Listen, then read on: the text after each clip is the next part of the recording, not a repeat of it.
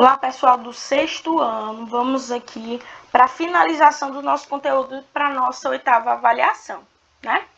Conversamos um pouco sobre toda a perspectiva em relação ao mundo medieval, falamos da peste negra, falamos da ideia do termo de idade das trevas, né? Falamos um pouco sobre as invasões germânicas, né? E agora a gente vai adentrar mais um pouco no mundo medieval, né? Falando também das ocupações, mais uma vez, né? Sabendo que essas ocupações, elas irão ser feitas, continuarão sendo feitas, né? Principalmente ali a partir das invasões germânicas, né? Então, o que a gente vai entender que após a invasão germânica, o que vai acontecer?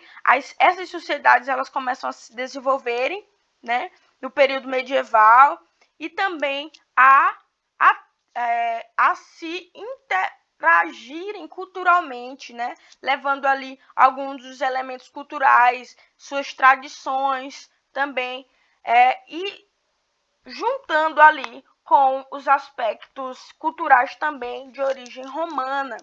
A gente sabe que um dos principais reinos, né, levantados durante todo esse período vai ser o Reino Franco, né, localizado na Gália, né, principalmente também aqueles que vão também incorporar outros povos, né, que é o que a gente sabe que vai formar ali o Império Carolíngico, né. A gente vai ficar sabendo também a partir dessa perspectiva de formação de reinos, que o Reino Franco ele vai conseguir acertar, né? Acertar aí nas suas estratégias de dominação e vão alcançar ali estabilidade também por conta da sua influência e pela organização de algumas alianças que eles fizeram principalmente com a Igreja Católica. Um dos governantes aí mais importantes dos reinos francos, a gente sabe que vai ser o imperador Carlos Magno, né?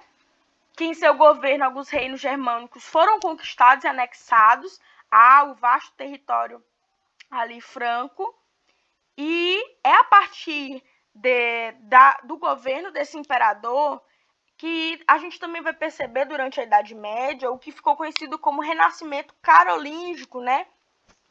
Tia, mas eu não sei qual foi esse renascimento. Quando a gente fala de um renascimento, a gente vai falar também em um período novo, um período de transformações onde o governo, ou seja, Carlos Magno, ele vai investir aí na construção de escolas, bibliotecas e também ele vai investir muito em relação à escrita, né? Algumas obras puderam ser aí escritas durante todo esse período de dominação franca, né? E aí, além dessas ocupações, é importante a gente entender de que forma também estava organizada a sociedade feudal, né? Assim como a gente viu como estava organizada a pirâmide social romana, grega, né? A sociedade feudal não seria diferente, né? Seria baseada aí também nessas três ordens, né? O clero, a nobreza, os camponeses e os servos. Lembrando que é interessante a gente ver qual seria a função aí dessas três ordens, né? O clero são aqueles que oram, a nobreza aqueles que guerreiam e protegem, e os camponeses aqueles que trabalham, né? Então é justamente dessa forma que está a divisão social na Idade Média, né? E é interessante a gente lembrar que essa divisão ela também pode ser vista, né, a partir da perspectiva dos interesses da igreja, né? Porque, de acordo com o modelo ideológico do catolicismo, o mundo ele seria criado por Deus e Deus que teria determinado aí algumas divisões, né? Divisões dentro da sociedade, dando a cada um alguma dessas obrigações. Por exemplo, o clero estaria aí por Deus designado a orar, a nobreza a guerrear e a proteger a sociedade e os camponeses, assim, a trabalhar.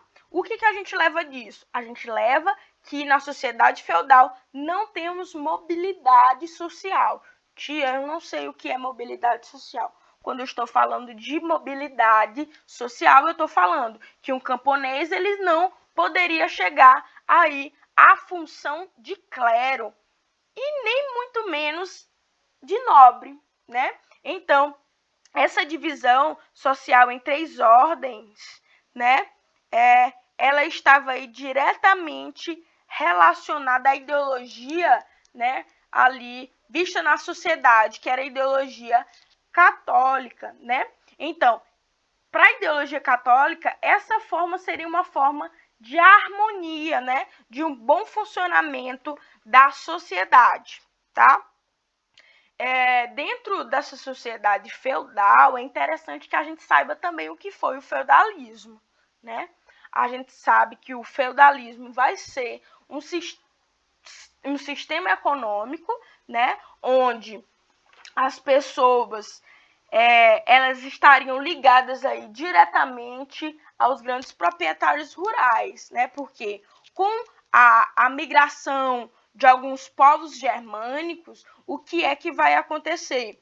Né? Vai ter aí uma diminuição aí das pessoas que viviam nas cidades, né?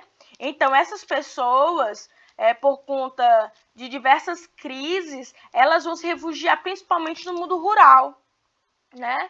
E aí essas pessoas, como não tinham condições de sobrevivência, elas se refugiavam aí em propriedades rurais em troca de proteção. Então esses nobres ofereciam principalmente a proteção e também trabalho, né?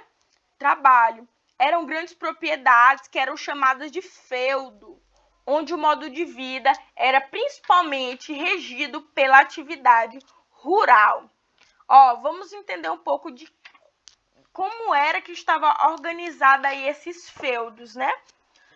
As pessoas, elas viviam, percebam aqui desse lado, né? Algumas casas, né? De alguns agregados aí, né?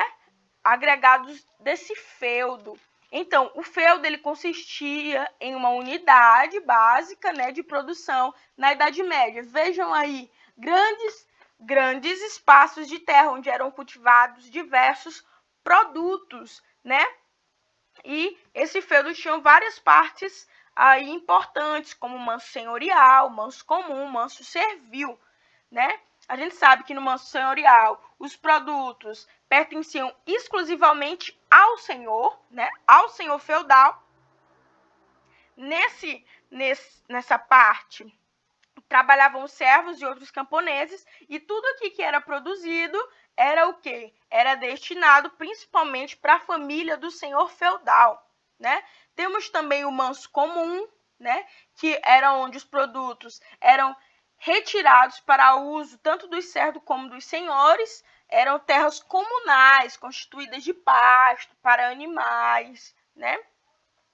Era onde eles também praticavam a caça, né? Sendo que era uma prática exclusiva dos senhores feudais. E também colocavam ali os seus celeiros, né? O moinho também. E temos aqui o manso servil, que era uma pequena parte destinada aos servos, onde os servos eles poderiam produzir o que era necessário para a sua sobrevivência, né? A gente sabe também que é nesses feudos que também eram desenvolvidas algumas atividades agrícolas, né? A pecuária, a produção artesanal, né? A produção feita principalmente do couro, né? Como sapatos, roupas, né? E também ocorria algumas trocas comerciais aí entre algum desses camponeses, né? E aí é interessante a gente entender que dentro aí desses feudos, eles começavam a desenvolver algumas práticas, né, tecnológicas em relação à agricultura, né? Como a gente falou no primeiro vídeo, a é a Idade Média, a Idade das Trevas, um período da história que não teve muitos avanços. Olha aí, um avanço interessante, só que na área rural. A gente sabe que ocorreram várias transformações no mundo medieval, né? E uma delas vai ser também aí na prática agrícola, né? Vocês podem observar aí como irá funcionar a rotação das culturas, né? A gente sabe que é uma técnica aí que os terrenos, as terras eram divididas em duas partes, cultiváveis e outras de repouso, né? Assim fazendo com que eles pudessem aproveitar muito a terra e também produzir vários produtos. É nesse período também que vai entrar aí outra inovação, que é a questão do arado, né? Que também vai ajudar muito nas produções ali dentro do feudo, né? Outra coisa importante que é interessante a gente falar é sobre a religião na Idade Média.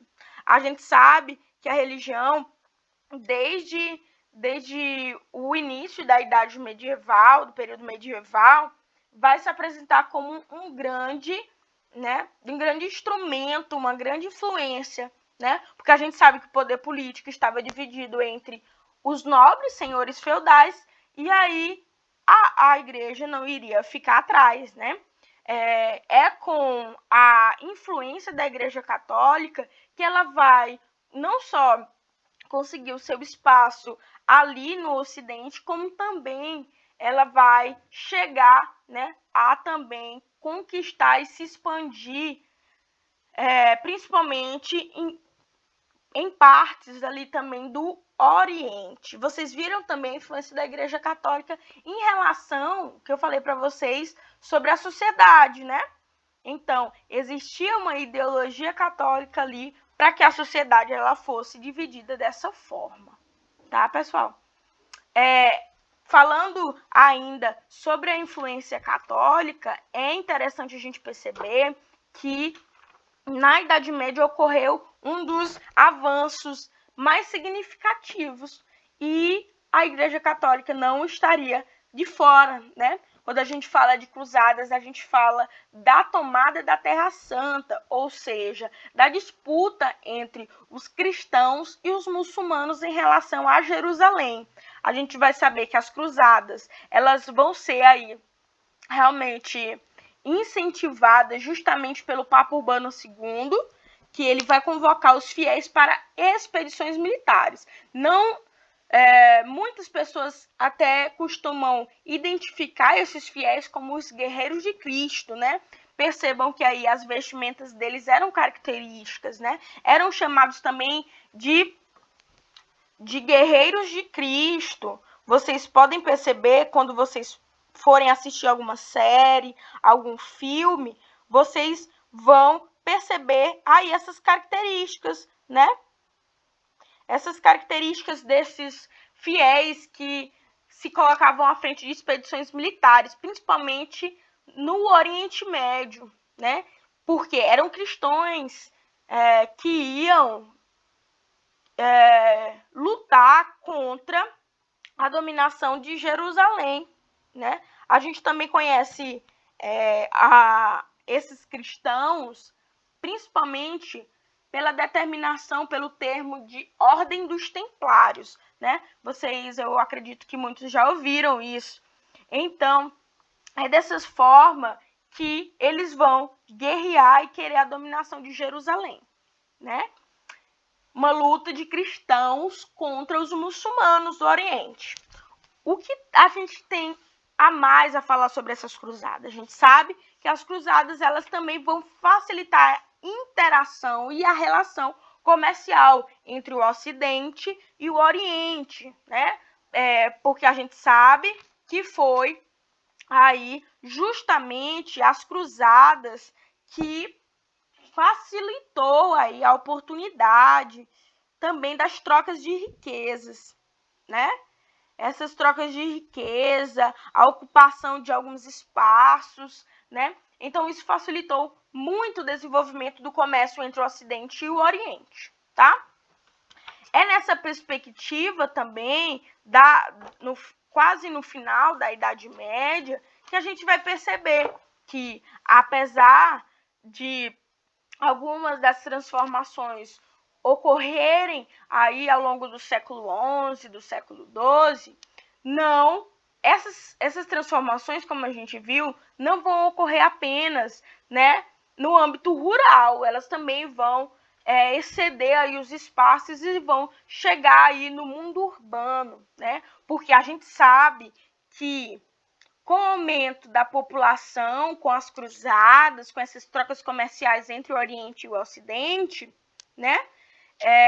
As cidades começaram a ser aí recuperadas, né? Porque as cidades ficaram vazias após a invasão germânica, né? Houve um êxodo contrário, as pessoas saíram da cidade e foram para os campos, né? Foram ali se refugiar nos feudos. O que aconteceu foi agora que com essa interação entre os dois mundos, né?